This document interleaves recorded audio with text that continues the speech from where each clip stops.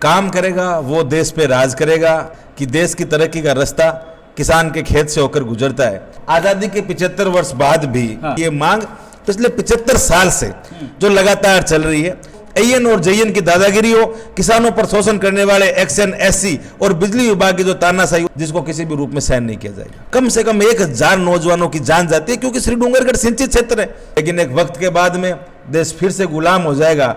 उस वक्त भगत सिंह को फिर से आना पड़ेगा। देश का पहला अनूठा गुरुकुल, जहां पर है सभी तरह के शिक्षण सुविधाओं के साथ साथ घर जैसा माहौल। स्वामी केशवानंद शिक्षण संस्थान समूह, जहां है school plus hostel plus coaching plus sports academy, यानी कि आपके बच्चे के सर्वांगीण विकास का पूरा इंतजाम। फॉर एडमिशन कॉल और विजिट NH52 सीकर, राजस्थान।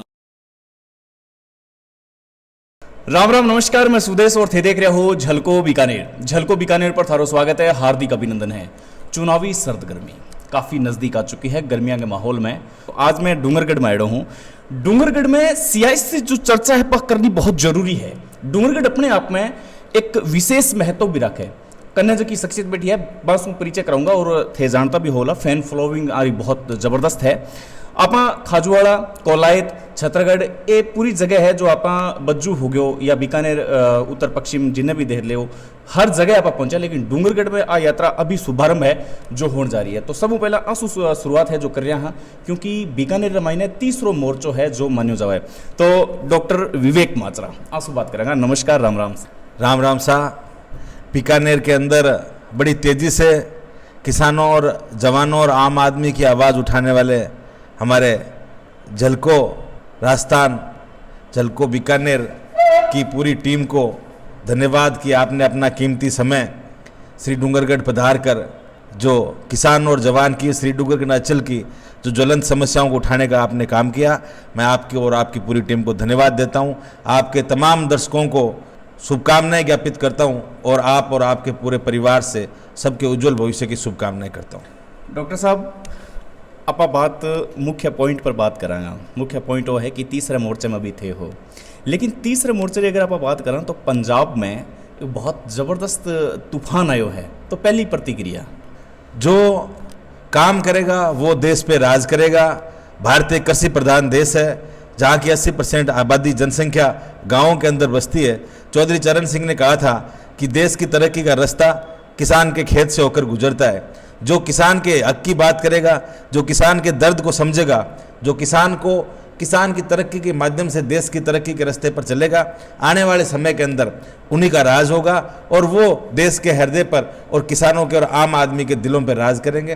पंजाब के अंदर जो परिणाम आए वो निश्चित तौर पर सत्ताधारी बड़ी पार्टियों के लिए एक प्रकार की चुनौती का और उनको एक संदेश था कि आप दिल्ली के अंदर ऐसी कमरों के अंदर बैठ के जो निर्णय लेते हो, जो जनता पर थोपते हो, और जो आपका टिकट वितरण की जो प्रणाली है वो सारे, और जो आपके चुने हुए जो नेता हैं उनकी जो कार्य प्रणाली है वो तमाम रूप से शून्य साबित हो चुकी है। आने वाले समय के अंदर किसान, आम आदमी, नागरिक, प्रत्येक जवान, व्यापारी, मजदूर, सब व्यक्ति चाहते हैं कि आज़ाद भारत के अंदर, जब देश की आज़ादी के 75 साल बाद में भी आज प्रत्येक व्यक्ति को किस प्रकार से प्रशासनिक अधिकारियों के सामने राजकीय सरकारी योजनाओं को लाभ लेने के अंदर जिस प्रकार से भ्रष्टाचार फैला हुआ है, ये सारी चीज़ें सरकार को, चाहे वो केंद्र की सरकार हो, चाहे राज्य की सरकार हो, या कोई से भी जो दल हो, उनको पूर्ण रूप से शून्य करने के पीछे जो कारण है वो यही है कि लोकतंत्र के अंदर भ्रष्टाचार बहुत ज़्यादा बढ़ चुका है। जो पार्टियां, स्थापित जो पार्टियां हैं, वो दिल्ली के अंदर बैठकर निर्णय लेती है। धरातल पर जो क्या चल रहा है उसके बारे में बड़े नेता वो ध्यान नहीं रखते। धीरे धीरे करके वो खत्म हो रहे हैं। आने वाला समय राजस्थान के अंदर एक नई ऊर्जा लेकर आएगा। प्रदेश के अंदर कांग्रेस और भारतीय जनता पार्टी का गठजोड़ खत्म होगा। तीसरे मोर्चे के विकल्प के रूप में राष्ट्रीय लोकतांत्रिक पार्टी प्रदेश की 200 विधानसभा सीटों पर एक बेहतरीन परिणाम के साथ में राजस्थान के जवान और किसान को मौका देगी। चूंकि बीकानेर जिले की जहां हम बात करें, वहां किसान, जहां श्री डूंगरगढ़ क्षेत्र के अंदर आप जहां बैठे हैं, वहां एशिया का 70% से अधिक हिस्सा मूंगफली उत्पादन का श्री डूंगरगढ़ से होता है। लेकिन यहाँ बिजली की जो मार, किसान के ऊपर जो मार है, वो जिले के अंदर सबसे ज़्यादा बिजली विभाग से जो परेशान है वो श्री डूंगरगढ़ का किसान है, श्री डूंगरगढ़ का आम उपभोक्ता है। जलदाय विभाग की ये स्थिति है कि प्रत्येक गांव के अंदर आज इस गर्मी के भयंकर समय के अंदर भी प्रत्येक गांव के अंदर 500 600 रुपए के प्रत्येक घर को हर 10वें दिन 7वें दिन 5वें दिन पानी के टैंकर डलवाने पड़ रहे हैं। हमारी माताएं बहनें जो रोजमर्रा का काम कर रहे हैं उनके सामने जल संकट एक भयंकर रूप से आज हम देख रहे हैं कि आज़ादी के 75 साल बाद भी अगर आपको पीने का पानी नसीब नहीं हो रहा है तो राजस्थान की विधानसभा के अंदर जो अशोक गहलोत लोक लुभावने जो बजट लेके आ रहे हैं, जो घोषणाएं कर रहे हैं, जो हजारों करोड़ों रुपए की घोषणाएं कर रहे हैं, उनका कोई सार्थकता, उनका कोई औचित्य नहीं निकलता कि अगर गांव में बैठे आपके हमारे परिवारों के पास में पीने का पानी नहीं है तो ये बड़ी विडंबना है। इसके बारे में चूंकि जो प्रशासनिक अधिकारी है, जो ब्यूरोक्रेट्स हैं, क्योंकि अशोक गहलोत की सरकार पूर्ण रूप से अल्प मत के अंदर चल रही है तो पूरी रूप से वो विधायकों को मैनेज करने के हिसाब से चल रहे हैं।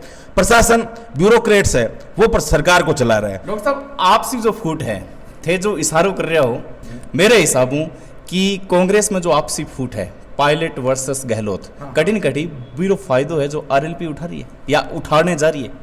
जो राज्य स्तर पे जो कांग्रेस पार्टी की जो अपन बात करें तो आज इन पार्टियों को जनता पूर्ण रूप से नकार चुकी है।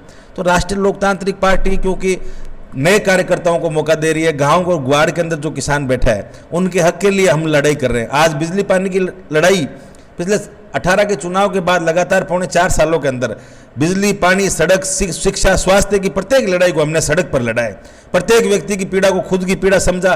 चाहे किसी भी गांव के अंदर कोई समस्या आई, छोटी छोटी चीज़ों का, चाहे शिक्षा के अंदर स्कूलों को क्रमोन्नत नहीं होना हो, स्वास्थ्य के अंदर जो कोरोना के जो 2 साल बड़े विकट काल लगे तो बड़े बड़े नेता बंद कमरों के अंदर जाके बैठ गए, लेकिन हॉस्पिटल के अंदर अपने क्षेत्र के प्रत्येक मरीज की ध्यान रखना, उसकी केयर करना, उसके लिए हॉस्पिटल प्रशासन से बात करना, उसके लिए सुविधाएं उपलब्ध कराना, उनका मनोबल बढ़ाना, ये तमाम काम हमारी और हमारी पूरी टीम ने किया। इसके कारण आज लोगों का जो जुड़ाव है दिन प्रतिदिन बढ़ रहा है। आप देखिए श्री डूंगरगढ़ विधानसभा के 127 गांवों के अंदर प्रत्येक गांव के अंदर आपको नौजवानों की एक युवा टीम मिलेगी, क्योंकि चाहे बिजली की समस्या हो, चाहे बिल भरने से लेकर ऑडिट के नाम पर हुई लूट हो, एएन और जेएन की दादागिरी हो, किसानों पर शोषण करने वाले एक्सएन, एससी और बिजली विभाग की जो तानाशाही, उसके खिलाफ अगर कोई बोला है तो श्री डूंगरगढ़ के अंदर नौजवानों की हमारी टीम बोली है। ये हम पर आम किसान का विश्वास है कि गांव से चलने वाला किसान श्री डूंगरगढ़ तहसील मुख्यालय पर पहुंचकर और उसके पास एक आशा और किरण है कि हमें वहां नौजवान व्यक्ति वहां पर मिलेंगे। और इसके साथ में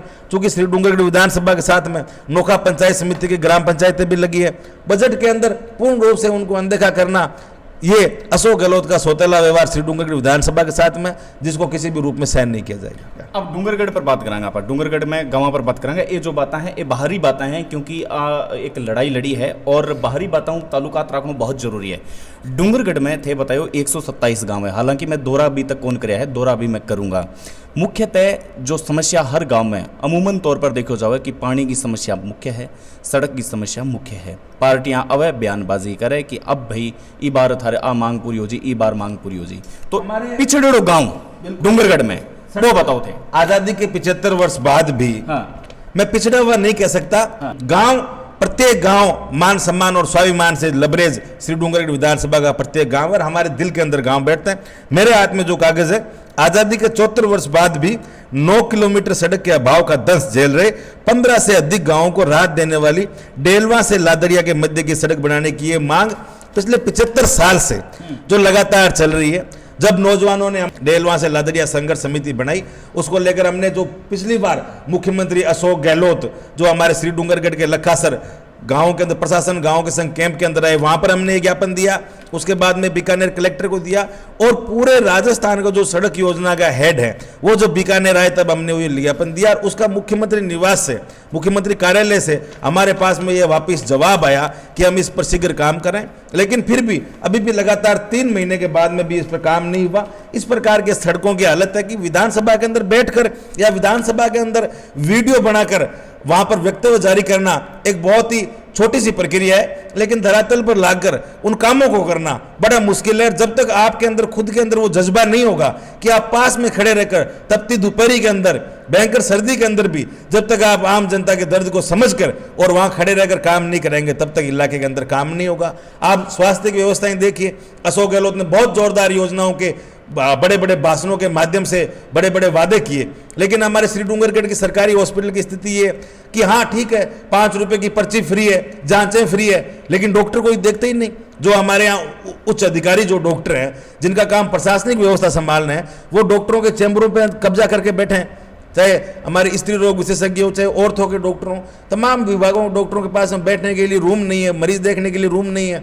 और जो बड़े डॉक्टर हैं काफ़ी लंबे समय से यहाँ पे बैठे हैं, जो राजनीतिक साठगांठ से यहाँ पे कुंडली मार के बैठे हैं। प्रत्येक मरीज आता है, उसको ऊपर बुलाते हैं, उससे 200 रुपये 300 रुपये की फीस लेते हैं, फिर 800 900 1000 रुपये की उस पर जाँचें लिखते हैं, जाँच बाहर से करवाने के लिए उसमें फोर्स करते हैं। इस प्रकार का भ्रष्टाचार ये राजनीति के बड़े रसूखदार नेताओं की नाक के नीचे हो रहा है, और आम आदमी को इसकी मजबूरी के अंदर सहन करना पड़ रहा है। क्योंकि अगर आज मेरे तकलीफ होगी, आज साधारण परिवार से कोई व्यक्ति अगर हॉस्पिटल आता है, तो वो डॉक्टरों से, राजनेताओं के इस गठजोड़ के कोकस से नहीं लड़ पाता।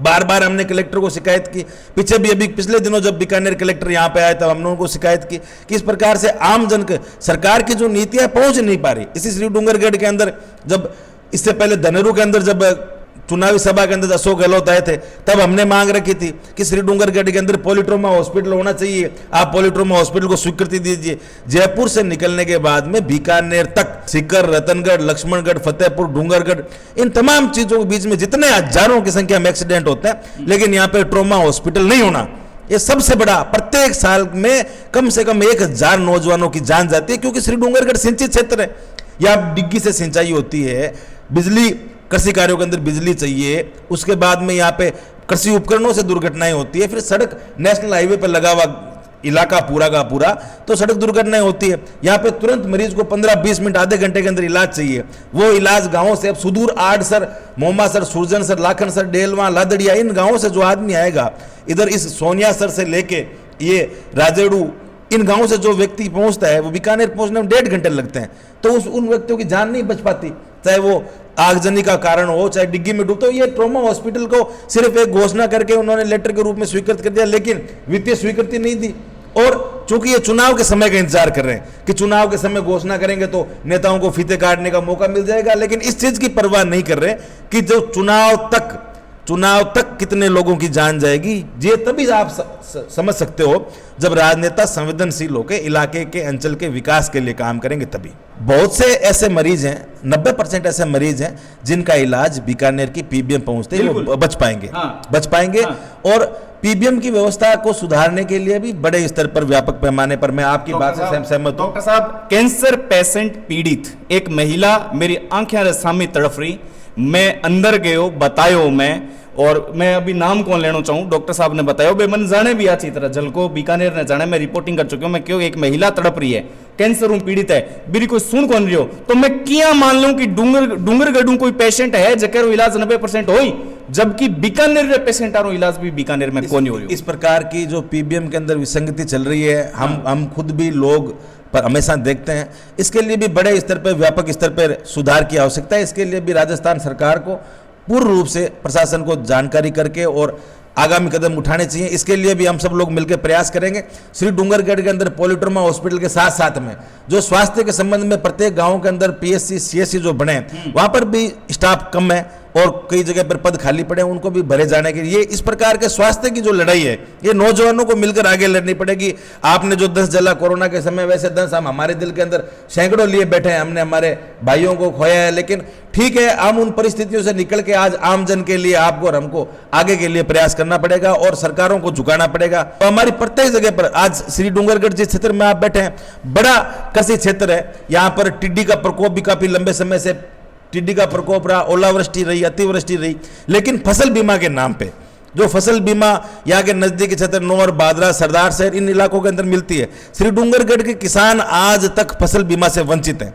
इसका मुख्य कारण क्या है कि जब भी फसल का नुकसान होता है तो प्रशासनिक गिरदावर करते हैं और फसल बीमा के लोग बैठ कर उनको सर्वे करते हैं कितना नुकसान हुआ। तो प्रशासनिक अधिकारी और फसल बीमा दोनों ही किसान की पहुंच से दूर हैं, इसलिए जो लाखों रुपए का जो मुआवजा मिलना चाहिए था, वो किसान को 1200-1300 रुपए मुआवजा मिलता है।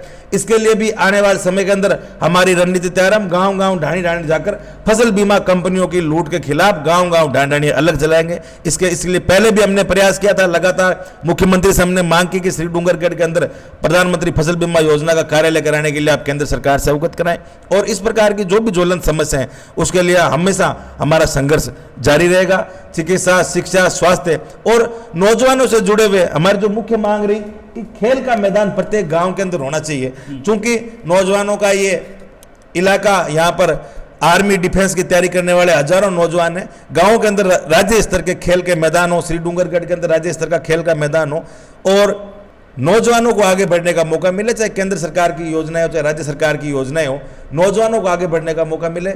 और जो आपने बीकानेर की बात करी, बीकानेर के अंदर जो मंत्री बनाए कांग्रेस सरकार ने, वो सिर्फ और सिर्फ भ्रष्टाचार करने के लिए बनाए हैं। चाहे वो आप किसी भी मंत्री की बात करो, जो कोलाय क्षेत्र के अंदर जो अवैध खनन का काम चल रहा है, जो ट्रकों से अवैध रॉयल्टी की वसूली का जो काम चल रहा है, ये बड़े स्तर पर प्रशासनिक अधिकारी, इनके मंत्री, तमाम लोग शामिल हैं और आम व्यक्ति को ये भ्रष्टाचार के माध्यम से आम व्यक्ति के खून पीने का काम करें, जिसका जवाब 2023 के अंदर इनको बीकानेर की जनता देगी, ऐसा हमें पूर्ण रूप से विश्वास है, नौजवान शक्ति को विश्वास है।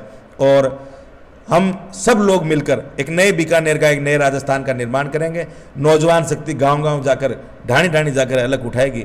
आज़ाद भारत के अंदर किसान का मान सम्मान सर्वोपरि है, नौजवान का सम्मान और स्वाभिमान सर्वोपरि है। उसके साथ में चाहे किसी भी पार्टी के नेता हों, उनको खिलवाड़ नहीं करने देंगे। आज जनता ने जो काम करेगा वही देश पे राज करेगा, अंचल पे राज करेगा, किसानों के हृदय पे राज करेगा। इस भावना के साथ में लोगों के अंदर एक बहुत बड़ी स्फूर्ति और जोश जो जग रहा है, वो आने वाले समय के अंदर निश्चित रूप से एक बड़ा परिवर्तन करेगा। गाँव की जो ज्वलन समस्याएं हैं, हम तो बहुत सौभाग्यशाली हैं और धन्यवाद देते हैं आपको कि आपके माध्यम से हमें इन अधिकारियों, नेताओं, मंत्रियों के पास में नहीं जाना पड़ेगा और प्रत्येक गांव की ज्वलन समस्याएं वो हम आप तक पहुंचाएंगे और आप उसको जिला स्तर पर सक्षम अधिकारियों के पास में पहुंचाएं। हमारे लिए ये आपका यहाँ पे आगमन हमारे लिए सुखद रहेगा। प्रत्येक ग्रामवासियों को की तरफ से मैं आपको धन्यवाद देता हूँ, आपकी पूरी टीम को धन्यवाद देता हूँ, आपके तमाम जो श्रोतागण हैं उनको धन्यवाद देता हूँ और साधुवाद देता हूँ कि फांसी के फंदे को चूमने से पहले जो शहीद भगत सिंह ने एक बात कही थी कि मेरी मौत के बाद में देश को आज़ादी मिलेगी, लेकिन एक वक्त के बाद में देश फिर से गुलाम हो जाएगा। उस वक्त भगत सिंह को फिर से आना पड़ेगा। आज वो समय आ गया है, प्रत्येक गांव से, प्रत्येक ढाणी से, प्रत्येक अंचल से भगत सिंह को निकलना होगा। अपने किसान, अपने माता पिता, अपने परिवार, क्षेत्र की मान सम्मान और स्वाभिमान के लिए नौजवानों को आगे आना होगा और सड़क से लेकर सदन तक अंचल के विकास को सुनना नहीं छोड़ेंगे। आपका बहुत बहुत धन्यवाद। राम राम साहब, जय हिंद, जय। राजनीतिक बात करूँ अब मैं, नॉन पॉलिटिकल। डॉक्टर साहब थो बड़ा खूबसूरत लग रहा क्या मतलब खुशी हुई के खुशी है तो ये ही खूबसूरत लगता रहो। तीसरो मोर्चो है, तीसरो मोर्चो थे, बिल्कुल आपके स्टैंड पर कायम रहो और समय समय पर आंसू मुलाकात है जो मुलाकात होती रहेगी। और हाँ, डूंगरगढ़ में अब झलको बीकानेर का कदम है जो आ चुका है। ज्वलनशील मुद्दा हो या फिर ऐसा मुद्दा हो जो दब चुका है, लेकिन थे बिना जरूर उठाने की कोशिश करो, महारत तक पहुंचने की जरूर कोशिश करो। मैं बैठे पहुंचने की जरूर कोशिश करूंगा, क्योंकि चुनावी यात्रा नजदीक है। बहुत बहुत धन्यवाद। देखते रहिए झलको बीकानेर। नमस्कार।